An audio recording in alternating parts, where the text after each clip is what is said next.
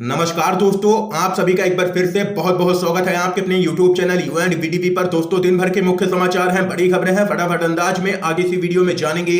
तो वहीं दोस्तों, खबरों की तरफ बढ़ने से पहले आप लोगों से एक छोटा सा निवेदन है कि अगर आप लोग भी आगामी विधानसभा चुनाव में बीजेपी की करारी हार होते हुए देखते हैं तो अब इस वीडियो को लाइक कीजिएगा, चैनल को फ्री में सब्सक्राइब करके बेल के आइकन को जरूर दबाइएगा दोस्तों, और कमेंट बॉक्स में कमेंट कीजिएगा जय हिंद जय भारत। दरअसल दोस्तों, पहली बड़ी खबर आप लोगों को बताते चलें, भाजपा की साजिश हुई है। बेनकाब सुप्रीम कोर्ट पैनल के सदस्य बोले वे सिर्फ चुनाव जीतना चाहते हैं, भाजपा ने किसान हित के ऊपर राजनीति को चुना। जी हां दोस्तों, सुप्रीम कोर्ट के द्वारा नियुक्त कृषि समिति के सदस्य अनिल घनवट ने 3 कृषि कानूनों को निरस्त करने के केंद्र सरकार के फैसले को दुर्भाग्यपूर्ण बताया है।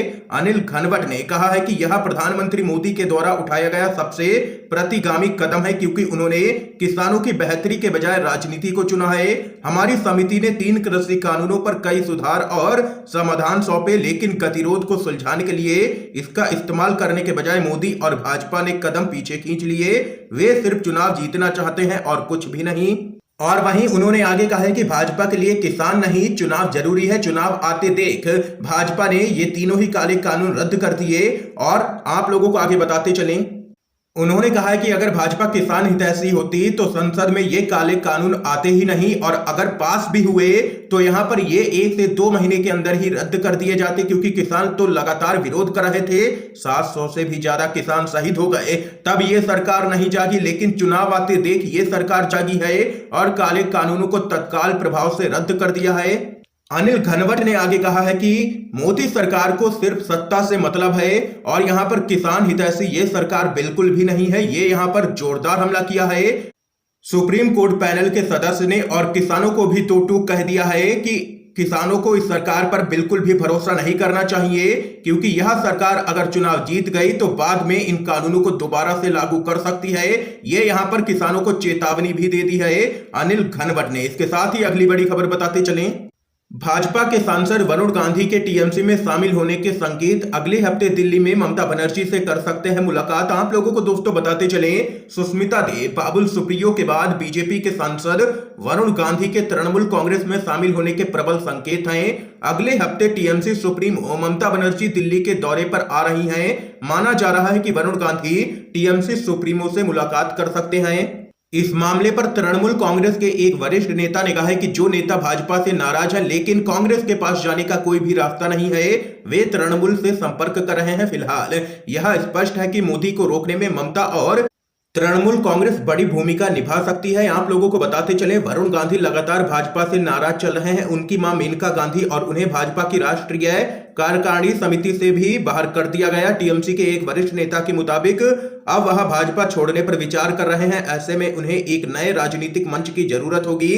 कांग्रेस में जाना उनके लिए मुमकिन नहीं लग रहा है। ऐसे में वह टीएमसी के लगातार संपर्क में है, क्योंकि आप लोगों को बताते चले, वरुण गांधी लगातार भाजपा की केंद्र से लेकर के यहां पर किसानों के मुद्दे पर योगी सरकार तक हमलावर रहे हैं, और अब उनकी टीएमसी में शामिल होने की पूरी संभावना लग रही है। दोस्तों, अगली बड़ी खबर जान लेते हैं, कृषि कानूनों की वापसी के बाद आज आगे की रणनीति पर मंथन करेगा संयुक्त किसान मोर्चा। आप लोगों को बताते चले, पीएम मोदी ने बीते दिन किसानों की मांगों को मानते हुए कृषि कानूनों को वापस तो ले लिया है, लेकिन इस बीच संयुक्त किसान मोर्चा की मांगे हैं कि संसद से औपचारिक रूप से कानूनों को रद्द किया जाए, एमएसपी पर कानून बनाया जाए और बिजली संशोधन बिल वापस लिया जाए। किसान आगे की रणनीति तय करने के लिए सिंघू बॉर्डर पर आज संयुक्त किसान मोर्चा के प्रमुख नेताओं की 9 सदस्यीय कमेटी की बैठक होगी। इसके बाद पंजाब के किसान संगठनों की और परसों संयुक्त किसान मोर्चा की बैठक होगी, जिसके बाद किसान नेता स्पष्ट करेंगे कि आंदोलन की आगे की क्या रूपरेखा होगी और दिल्ली की सीमाओं पर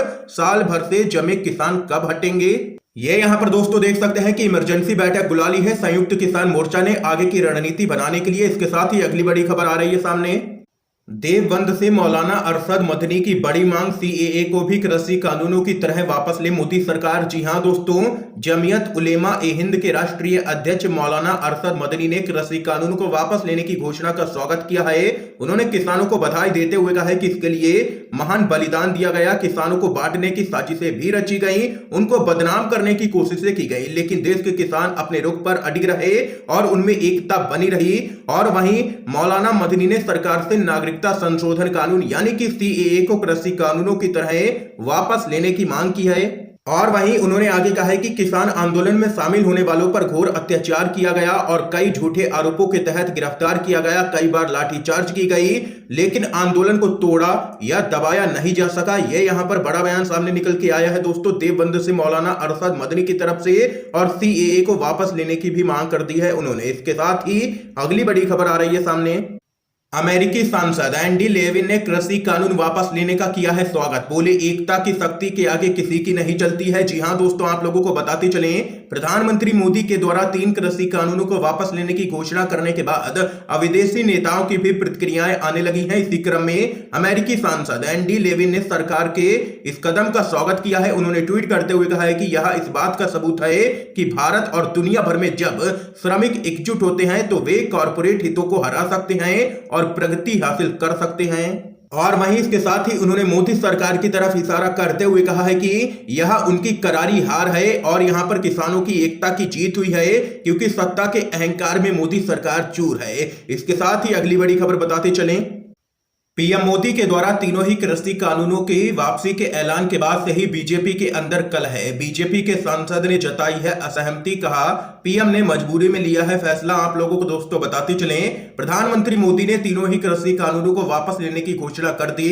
इसके बाद से ही कई नेताओं की प्रतिक्रियाएं सामने निकल के आ रही है। और वहीं फर्रुखाबाद से भाजपा के सांसद मुकेश राजपूत ने प्रधानमंत्री मोदी के इस फैसले पर असहमति जताई है। उन्होंने कहा है कि प्रधानमंत्री मोदी ने मजबूरी में कानून वापस लेने का फैसला लिया है। उन्होंने कहा है कि मैं किसान बिल वापस लिए जाने से सहमत नहीं हूं। और वहीं भाजपा के सांसद मुकेश राजपूत ने आगे कहा है कि इन बिलों से देश के किसी भी किसान का नुकसान नहीं हो रहा था। किसान अपनी फसल देश के किसी भी हिस्से में बेच सकते थे। उन्होंने कहा है कि मैं पीएम से अनुरोध करूंगा कि बिल का सरलीकरण कर इन्हें दोबारा लागू किया जाए। ये यहां पर कहना है भाजपा के सांसद का। इसके साथ ही अगली बड़ी खबर बताते चलें। राष्ट्रपति जो बाइडेन अपनी सभी शक्तियां कमला हैरिस को करेंगे ट्रांसफर। क्या कुछ है पूरा मामला बताते चलें। अमेरिकी राष्ट्रपति जो बाइडेन अपनी सभी शक्तियां उपराष्ट्रपति कमला हैरिस को ट्रांसफर करने जा रहे हैं। उनकी तरफ से शुक्रवार को ही अपनी सभी राष्ट्रपति वाली शक्तियां कमला हैरिस को दे दी गई हैं। ये सब इसलिए किया गया है क्योंकि जो बाइडेन कोलोनोस्कोपी के लिए एनेस्थीसिया लेने वाले हैं। वे हर साल कोलोनोस्कोपी करवाते हैं। आपको बता दें कि अमेरिकी संविधान के अनुसार राष्ट्रपति कुछ समय के लिए किसी को भी अपना कार्यवाहक प्रेसिडेंट नियुक्त कर सकता है। अभी के लिए ये जिम्मेदारी कमला हैरिस को दे दी गई है। ये खबर इसलिए भी मायने रखती है क्योंकि हाल ही में दोनों बाइडेन और हैरिस के बीच तनाव की खबरें भी सामने आई थी। अगली बड़ी खबर बताते चलें। राहुल गांधी की किसानों के नाम चिट्ठी लड़ाई अभी खत्म नहीं हुई है। एमएसपी मिलना, टैक्स कम होना जरूरी है। आप लोगों को बताते चलें, कांग्रेस के नेता राहुल गांधी ने तीनों ही कृषि कानूनों के वापस होने के बाद किसानों के नाम एक चिट्ठी लिखी है। उस चिट्ठी में उन्होंने किसानों की जमकर के तारीफ की है, उनके संघर्ष को सलाम किया है और इसे सरकार की एक हार करार दिया है। चिट्ठी में उन्होंने इस बात का भी जिक्र किया है कि ये लड़ाई अभी खत्म नहीं हुई है और संघर्ष को आगे भी जारी रखना है। राहुल गांधी ने आगे जोर देकर के कहा है कि एक तानाशाह शासक के अहंकार से लड़ते हुए जिस गांधीवादी तरीके से आपने उन्हें फैसला वापस लेने को मजबूर किया है, यह असत्य पर सत्य की विजय का एक बेजोड़ उदाहरण है। ये यहां पर दोस्तों देख सकते हैं कि राहुल गांधी ने किसानों के नाम चिट्ठी लिखी है। इस बीच एक और बड़ी खबर आप लोगों को बताते चलें।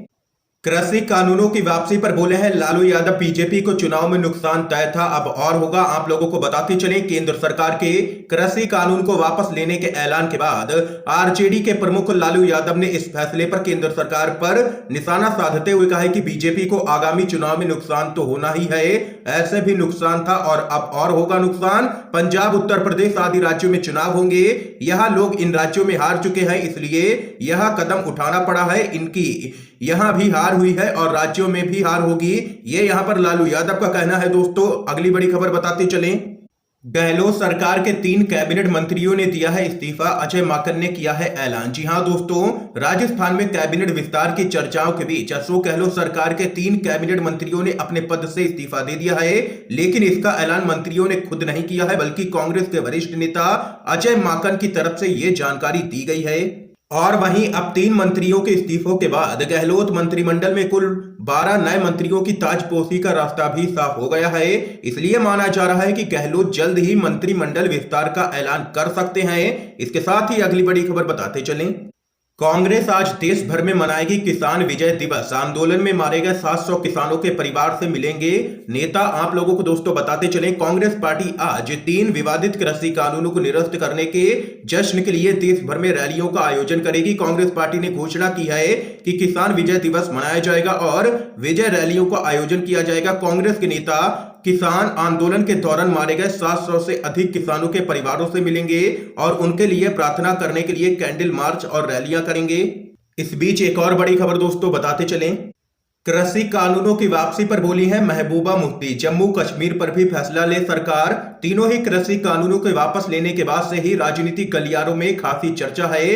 देश भर से विपक्षी पार्टियां इस फैसले का तो स्वागत कर रही हैं, लेकिन नीयत पर सवाल खड़ा कर रही हैं। इस बीच जम्मू कश्मीर की पूर्व मुख्यमंत्री और पीडीपी की प्रमुख महबूबा मुफ्ती ने भी फैसले का स्वागत किया है। इसके साथ ही बीजेपी को जम्मू कश्मीर पर धारा 370 फिर से बहाल करने और फैसला वापस लेने की मांग की है। उन्होंने कहा है कि देश के कई राज्यों में चुनाव होने वाले हैं, इसलिए कानून वापस लिए गए हैं। पीडीपी नेता ने कहा है कि भाजपा ने यह फैसला मजबूरी में लिया है और इस सरकार को किसानों की कोई भी परवाह नहीं है। इस सरकार को मतलब है तो मात्र चुनावों में जीत से। ये यहां पर महबूबा मुफ्ती ने जोरदार हमला बोला है। दोस्तों अगली बड़ी खबर आ रही है सामने, समीर वानखेड़े नियमों का उल्लंघन कर चलाते हैं शराब की दुकान। नवाब मलिक ने लगाया है एक और सनसनीखेज आरोप। जी हां दोस्तों, महाराष्ट्र सरकार में मंत्री नवाब मलिक ने एक बार फिर से एनसीबी के जोनल डायरेक्टर समीर वानखेड़े पर निशाना साधते हुए आरोप लगाया है कि वह नवी मुंबई में कथित तौर पर डीओपीटी नियमों का उल्लंघन कर एक शराब बार चलाते हैं।